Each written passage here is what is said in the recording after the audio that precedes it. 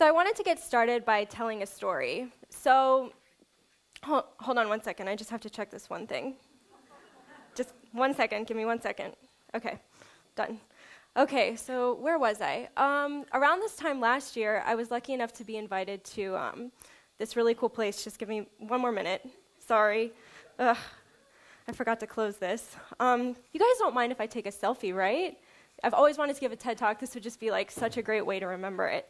So just give 1 second. Okay, are you guys ready? All smiling? Waving? Okay, let's see. Oh, that's the blade. There we go. Okay, cool. So where was I? Okay, I remember now. Around this time last year, I was lucky enough to be invited to Jordan.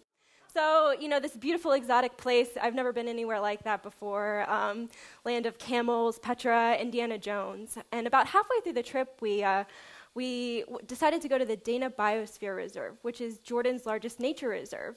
And we had to hike for a few hours through this hot, dry desert, you know, running out of water, almost dying. And we finally get to this eco lodge. And solar-powered and, you know, rustic is a pretty good way to describe it. It's about as off the beaten path as you can possibly get.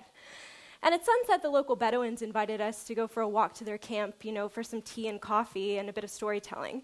And I start talking to one of the locals, Hussein, and he's telling me the story about how he met his wife and how they fell in love. And it's just one of those really beautiful moments. Like, I love these kind of cross-cultural exchanges when traveling, and I'm listening intently, you know, following along.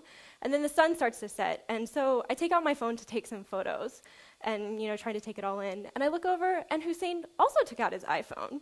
And he starts flicking through and showing me photos of his friends, his family, his camels, which he calls his Bedouin Ferraris, and then asks me if I want to be friends on the Facebook. And I'm sitting here thinking, seriously, is this happening right now? You know, I'm out in the middle of nowhere in what's essentially the Jordanian desert that I had to hike to get to, and, you know, there's goats bleating in the background and kids running around without shoes on. There's no electricity, barely even running water.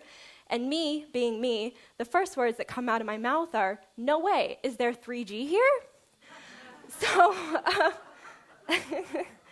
So, as someone who's been able to travel internationally for almost a decade, I feel very privileged and lucky that I've been able to witness this rapid rise of mobile technology, especially with respect to the evolution of a traveler and being online and staying connected. When I first started traveling, I didn't even have a computer. I used calling cards and payphones, and sometimes I'd go to an internet cafe, but not really. I'm sure you guys remember those days. But now I can just pull my phone right out of my pocket and video call home no matter where I am in the world, or send a picture home instantaneously. This, of course, pleases my mother to no end. In 2012, the global smartphone audience surpassed the 1 billion mark, and in 2014, that number will rise to 1.75 billion. And in the United States, smartphone penetration is at 56%, and here in New Zealand, it's at 53%. That's more than half. That's a lot of people using smartphones, right? So, you know, the positive effects of smartphone technology are limitless, from being able to stay connected and being able to communicate with people around the world, to, you know, new and innovative ways to create your business and build your social media profiles online, to even educational tools. The benefits of having the world at your fingertips, literally, are too many to count. So nowadays when I travel, I'm very conscious and almost painfully aware of my need to be connected and be online. And you could say it's my job to be online, actually, as a professional travel blogger and digital influencer. So to be offline is the equivalent of not working. This is, of course, what I tell my friends and family when I'm on my phone at breakfast, lunch, and dinner saying ridiculous things like, hold on 1 minute, this tweet is with National Geographic, it's life or death. So, and therein lies the problem. And I think for many of us, at least for me, it's very hard to become self-aware of this issue without a good slap in the face. And my slap in the face happened last year while I was hiking on a mountain in Iceland. You know, not a bad place to be slapped, am I right? So my friends and I had climbed up this beautiful green mossy mountain in southern Iceland. It's very remote, there's no people up there. We're going up to this haunted Viking tomb, you know, as you do in Iceland. And suddenly the rain and the fog starts to come in. So we're rushing to get back down to the car. There's no path. And about halfway down, I realized that my phone had fallen out of my pocket. and it was just like, oh my God, this horrifying moment where it felt like someone literally punched me in the stomach and that the breath had been knocked out of my body. And I might be a little bit of a drama queen, but I sank to my knees in this beautiful moss, and I look up at my friend with this look of sheer horror on my face saying, oh my God, I've lost my phone. There might even have been tears involved. And I think our exact words were something along the lines of, get up, you idiot, I'll help you find it. So later on that evening, when we're in the bar and I had to buy everyone a round of drinks to say thank you for helping me search for my phone on the side of a mountain in Iceland for the better part of an hour in the rain, I had an epiphany. It was a small one, but a game changer nonetheless. How could I freak out so much and get so upset about something so material and insignificant as a phone? And how could I face the prospect of a week in Iceland without it? How did this happen? I survived 24 years just fine without a phone. Why was now any different? I've sort of I'm thinking more and more about it, and I'm like, on top of that, I also have insurance. I also have a camera. I also have friends with phones and cameras, and I even have Dropbox. My photos are backed up. And on top of that, I had 2 eyes, a brain, and a pretty decent memory. Surely that should have been enough, if nothing else. So how had I fallen so far that a smartphone had become more important than the experience of traveling in and of itself?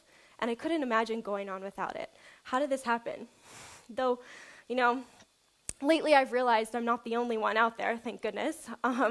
So the number of people who launch apps on their phones for more than 60 times a day has doubled in the past year. 60 times a day, that's a lot.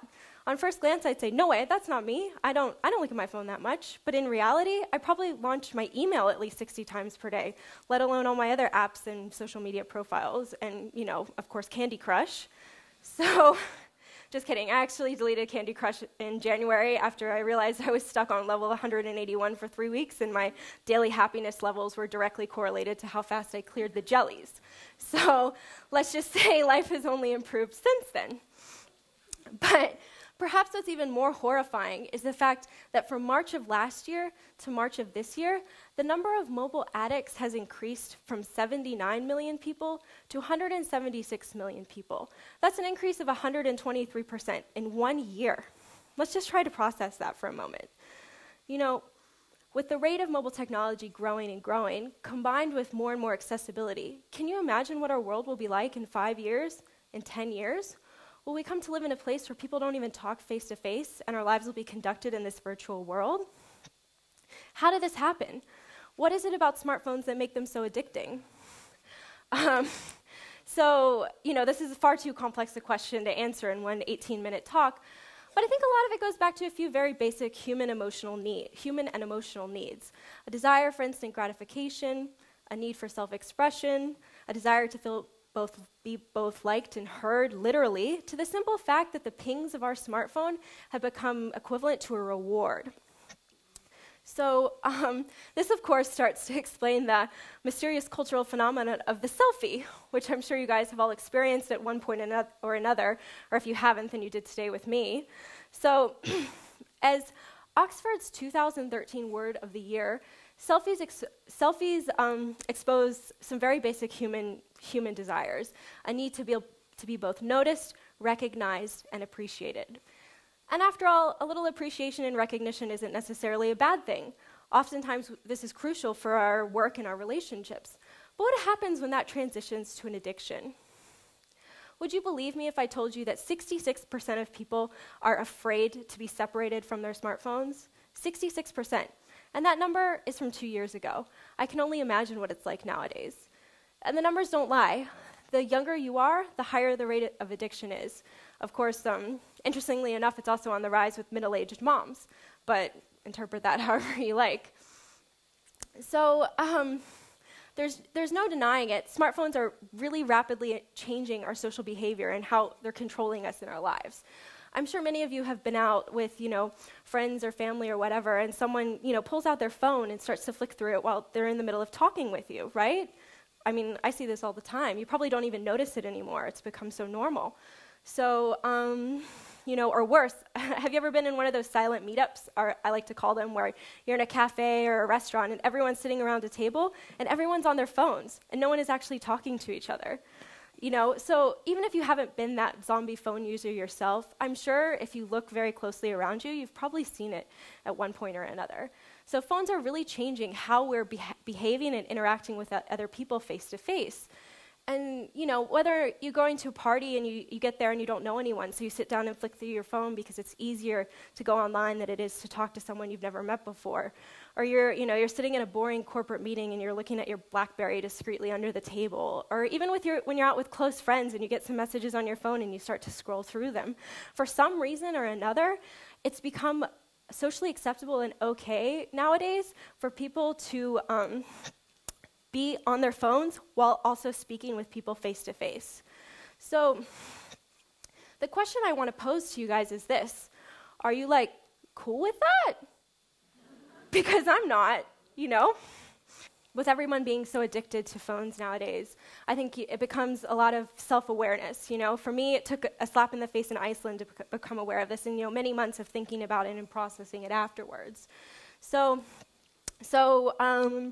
initially, what I think about is intentionally disconnecting. So with myself, I think about, okay, I spend so much time on my phone, and I'm always doing these things on my phone. I'm going to start intentionally disconnecting and stepping back and, trying to refocus and step back into reality. It all started whenever I would go outside. Whether I was taking a walk through the neighborhood with friends, or going out hiking in the mountains, or camping for the weekend, as soon as I was out the door, my phone was switched to airplane mode. And the freedom and liberation that comes from disconnecting, especially if it's by your own choice, is both rewarding and empowering. At the end of the day, it's I own you, smartphone, not the other way around. So, who's in charge? And on top of that, I started thinking, first I want to ask you guys a question. How many of you, when you wake up in the morning, is the first thing that you do, you reach for your phone? I know for me and for many, many people, our phones have become our alarm clocks. We've stopped using real alarm clocks and we've started using our phones. So I started to think about this and I was like, this is probably not healthy. I never disconnect ever. I'm always looking at my phone or on my computer or whatnot. So I decided to have a little experiment. And I would switch my phone off 30 minutes before I'd go to bed every night and not switch it back on until 30 minutes after I wake up in the morning. It was really hard. But once I started doing that, oh man, the results have been astonishing. Apart from drastically improving my sleep schedule, I feel like I'm going to bed relaxed and that my mind is slowed down. I'm reading and thinking about other things instead of just trying to process all of this information. And then on top of it, when I wake up in the morning, I feel like I'm starting the day off right and things are going to go really well. But perhaps the hardest thing to master of them all has been the art of leaving my phone in my bag.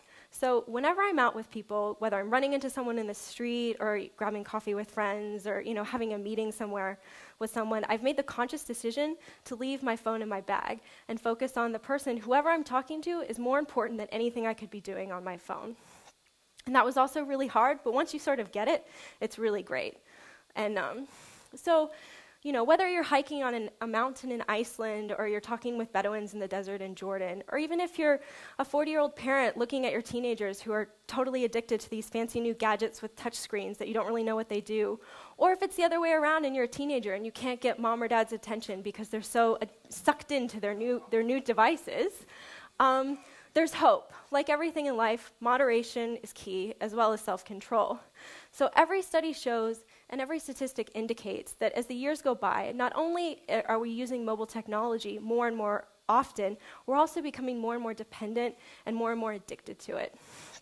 And, unless we realize that this is a problem and that it's an issue, things are never going to change. In fact, they're going to get a lot worse. And for me, and probably for many of you, I hope to remain living in a world that remains rooted in reality.